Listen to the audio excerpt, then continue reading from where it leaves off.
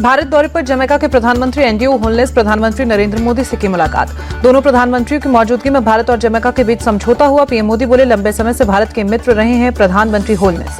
PM Modi बोले, भारत और Jamaica के बीच व्यापार और निवेश बढ़ रहा है। ये यात्रा पूरे कैरेबियाई क्षेत्र के साथ हमारे जुड़ाव को नई ऊर्जा देगी। चाणक्य डिफेंस डायलॉग में army chief general Upendra Dwivedi का चीन को लेकर बड़ा बयान। कहा, एलएसी पर स्थिति सामान्य नहीं बल्कि सेंसिटिव है। जनरल उपेंद्र द्विवेदी बोले, हम चाहते हैं कि अप्रैल 2020 से पहले की स्थिति बहाल हो। दोनों देशों के डिप्लोमेटिक साइड से कुछ पॉजिटिव इंडिकेशन भी मिले हैं। जम्मू कश्मीर की स्थिति पर आर्मी चीफ का बड़ा बयान। कहा, 370 के बाद हालात बदल गए हैं। इस साल अब तक आतंकी संगठनों में सिर्फ 2 लोग भर्ती हुए, जबकि पहले 200 से 300 होते थे। मणिपुर की स्थिति को army chief general Upendra Dwivedi ने स्टेबल बताया। कहा, मणिपुर में बॉम्ब ड्रोन के इस्तेमाल की बात गलत। वायुसेना प्रमुख का कार्यभार संभालने के बाद बोले air chief marshal AP Singh, बेहतर प्रशिक्षण पर होगा फोकस। पेरिस में राष्ट्रपति मैक्रोन के राजनयिक सलाहकार के साथ एनएसए अजीत डोभाल ने की बैठक। द्विपक्षीय सहयोग, राजनीतिक महत्व पर चर्चा। बुलडोजर एक्शन पर सुप्रीम कोर्ट ने की बड़ी टिप्पणी। कहा, लोगों की सुरक्षा से बड़ा कुछ भी नहीं। फिल्म एक्टर गोविंदा को गोली लगी, अपनी ही रिवॉल्वर से गोली लगने से घायल हुए। एक्टर गोविंदा के पैर में लगी गोली, कपड़े पैक करते वक्त रिवॉल्वर गिरने से हुई मिसफायरिंग। गोविंदा ने अस्पताल में जारी किया ऑडियो मैसेज। कहा, बाबा के आशीर्वाद से मैं बच गया, आप लोगों की दुआ से ठीक हूं।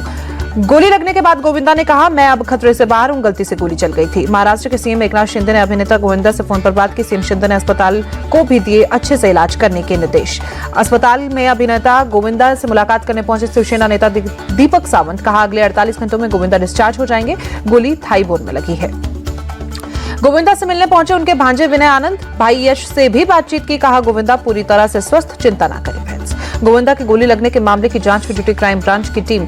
सीआरआईटीआई अस्पताल पहुंची क्राइम ब्रांच की टीम। दिल्ली के सिंधु बॉर्डर पर हिरासत में लिए गए सामाजिक कार्यकर्ता सोनम वांगचुक के साथ करीब 150 लोग भी हिरासत में। अब तक 730 किलोमीटर से ज्यादा की दूरी तय कर चुके हैं वांगचुक। सोनम वांगचुक ने 1 सितंबर को लेह से शुरू किया था दिल्ली चलो पदयात्रा। वांगचुक की मांगों में लद्दाख के लिए राज्य का दर्जा, 6ठी अनुसूची में शामिल करना, एक अतिरिक्त लोकसभा सीट की डिमांड शामिल।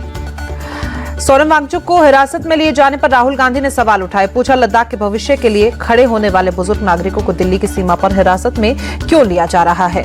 अखिलेश यादव ने एक्स पोस्ट पर सोनम वांगचुक के लिए जताया समर्थन। लिखा, सोनम वांगचुक जी की शांतिपूर्ण दिल्ली यात्रा को बाधित करके सरकार कुछ भी हासिल नहीं कर सकती। लद्दाख के सांसद हाजी हनीफा जान ने सोनम वांगचुक को हिरासत में लिए जाने को बताया दुर्भाग्यपूर्ण। कहा, हमें एक ऐसी जगह मुहैया कराई जाए जहां से हमें पीएम मोदी को ज्ञापन सौंप सके। नेपाल में बारिश तो बिहार में बाढ़ से हालात। गंडक और कोसी बैराज से 10.5 लाख क्यूसेक पानी छोड़े जाने से 13 जिले हाई अलर्ट पर।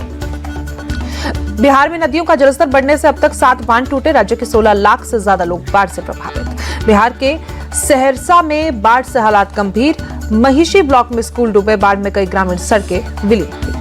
सहरसा का जलई थाना भी बाढ़ के पानी में डूबा। थाना के सामने बांध की सड़क पर चल रहा है थाना। जब्त की हुई गाड़ियां भी पानी में डूबी।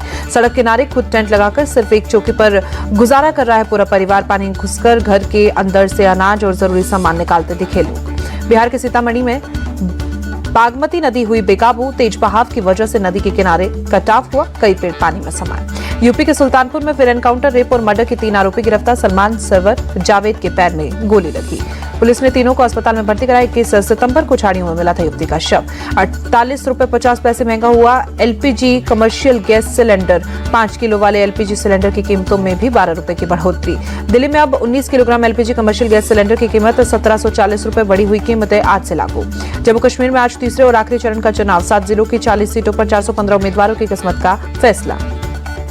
तीसरे और आखिरी चरण के मतदान पर बोले प्रदेश बीजेपी अध्यक्ष रविंद्र रैना, काफी संख्या में लोग डाल रहे हैं वोट। जम्मू कश्मीर की जनता ने दिल खोलकर लोकतंत्र के इस पर्व में भाग लिया। जम्मू कश्मीर के पूर्व डिप्टी सीएम कविंद्र गुप्ता ने कहा, 8 अक्टूबर को बीजेपी सबसे बड़ी पार्टी बनेगी। 370 हटने के बाद नया कश्मीर बना।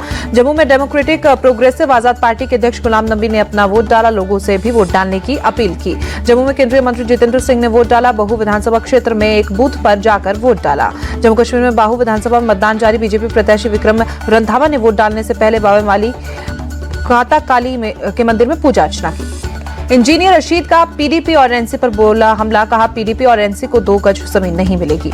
जम्मू उत्तर निर्वाचन क्षेत्र में बीजेपी उम्मीदवार श्यामलाल शर्मा ने वोट डाला, कहा जनता लंबे समय से जम्मू कश्मीर विधानसभा के चुनाव का इंतजार कर रही थी। जम्मू कश्मीर में उधमपुर में बीजेपी प्रत्याशी बलवंत सिंह मनकोटिया ने सरकारी अस्पताल का दौरा किया। मनकोटिया ने लोगों को चाय पिलाई। चनानी विधानसभा से चुनाव लड़ रहे हैं बलवंत। जम्मू कश्मीर के नगरोटा मतदान केंद्र पर लोगों की लंबी कतार, बीजेपी प्रत्याशी देवेंद्र राणा ने वोट डाला। जम्मू के एक मतदान केंद्र पर मतदाताओं में दिखा उत्साह, वोट डालने के लिए लंबी कतार में दिखे मतदाता। सांबा में भी मतदाताओं में जबरदस्त उत्साह, बड़ी संख्या में वोट डालने पहुंच रहे हैं लोग। जम्मू कश्मीर के उधमपुर में मतदाताओं में दिखा उत्साह, विधानसभा चुनाव के तीसरे और अंतिम चरण के लिए मतदान के लिए लोग आगे आए। कठुआ में मतदान के लिए लंबी कतारें, वोट डालने के लिए भारी संख्या में पहुंचे मतदाता। कुपवाड़ा में एक मतदान केंद्र पर मतदाताओं की लंबी कतार दिखी। ग्रीन पोलिंग स्टेशन की हुई खास सजावट। आज हो रहे मतदान को लेकर बोली सोपोर की एसएसपी दिव्या डी, पुख्ता सुरक्षा व्यवस्था में शांतिपूर्ण मतदान जारी। सुबह सुबह दिल्ली की सड़कों का निरीक्षण करने निकली सीएम आतिशी। सराय काले खां इलाके में बनी सड़कों का जायजा लिया गया।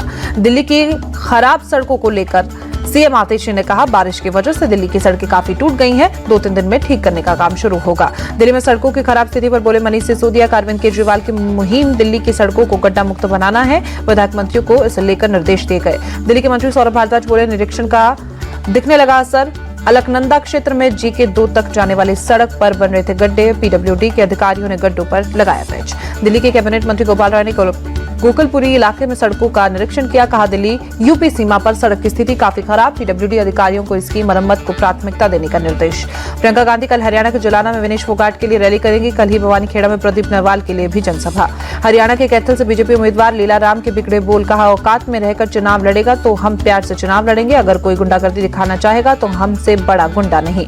लीला राम ने सीएम नायब सिंह सैनी की मौजूदगी में कांग्रेस सांसद रणदीप सुरजेवाला को चेतावनी दी, कहा किसी गलतफहमी में है तो दूर कर ले, हम ईंट का जवाब पत्थर से देंगे। करनाल में विधानसभा चुनाव पर हरियाणा सीएम नायब सैनी ने कहा प्रदेश में ये तय कर लिया है कि बीजेपी की सरकार बड़े बहुमत के साथ तीसरी बार बनने जा रही है। सीएम नायब सैनी ने कांग्रेस पर निशाना साधते हुए कहा हरियाणा में कांग्रेस का वही हाल होगा जो मध्य प्रदेश और छत्तीसगढ़ में हुआ है। झज्जर पहुंची भाजपा सांसद बांसुरी स्वराज ने कहा बहुत जोश का माहौल है, हरियाणा ठाना है कि तीसरी बार कमल खिलाना है।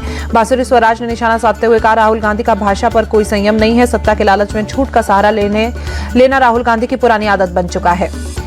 एमपी के सीएम मोहन यादव ने कांग्रेस विधायकों के प्रतिनिधिमंडल के साथ बैठक की। कांग्रेस विधायकों ने सीएम के सामने अपनी समस्याएं रखी। कर्नाटक के सीएम सिद्धारमैया की पत्नी बीएम वारवती ने मुद्दा के 14 आवंटित भूखंड को वापस करने की पेशकश की है।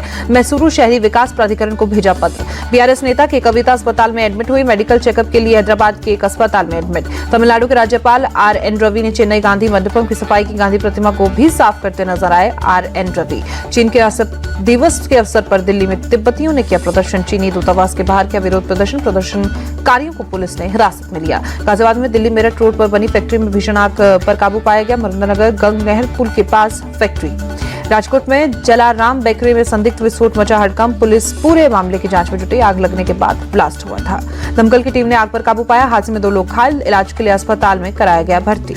दिल्ली में रोड रेस में कांस्टेबल संदीप की मौत मामले मुख्य आरोपी मुकरबा चौक से गिरफ्तार, वारदात के बाद से चल रहा था फरार। 29 सितंबर को कार ने कांस्टेबल संदीप को पीछे से जानबूझकर मारी थी टक्कर, करीब 10 मीटर तक घसीटती ले गई थी कार। अहमदाबाद की एक सोसाइटी में हंगामा करने वालों का पुलिस ने जुलूस निकाला, बाद में सोसाइटी में सार्वजनिक रूप से माफी भी मंगवाई। सोसाइटी में शराब पार्टी कर रहे आरोपियों ने लोगों के रुकने पर किया था हंगामा, तलवारें लहराते हुए सोसाइटी के लोगों को धमकाया था। तिरुपति के तिरुमाला मंदिर में पारंपरिक मंदिर सफाई उत्सव का आयोजन, धार्मिक उत्साह के साथ परंपरा का निर्वहन हुआ। बांग्लादेश के खिलाफ टीम इंडिया की जीत, कानपुर टेस्ट में भारत ने 7 विकेट से जीता मुकाबला। टीम इंडिया के लिए दूसरे टेस्ट में चमके यशस्वी जायसवाल, टीम इंडिया ने सीरीज 2-0 से जीती। इंटरनेशनल क्रिकेट में विराट कोहली के 27,000 रन पूरे, ऐसा करने वाले दुनिया के चौथे बल्लेबाज बने कोहली। सबसे कम पारियों में 27,000 रन बनाने वाले खिलाड़ी बने विराट। सचिन तेंदुलकर ने 623 पारियों में हासिल किया था ये मुकाम, कोहली ने 594 पारियों में हासिल किया ये रिकॉर्ड। वुमेन्स टी20 वर्ल्ड कप के लिए भारतीय टीम ने कसी कमर आज दक्षिणी अफ्रीका के खिलाफ वार्म अप मैच भारतीय समय अनुसार शाम 7:30 बजे शुरू होगा मैच। टी20 वर्ल्ड कप में भारतीय महिला टीम का पहला मुकाबला 4 अक्टूबर को न्यूजीलैंड के खिलाफ दुबई इंटरनेशनल स्टेडियम में मुकाबला होगा।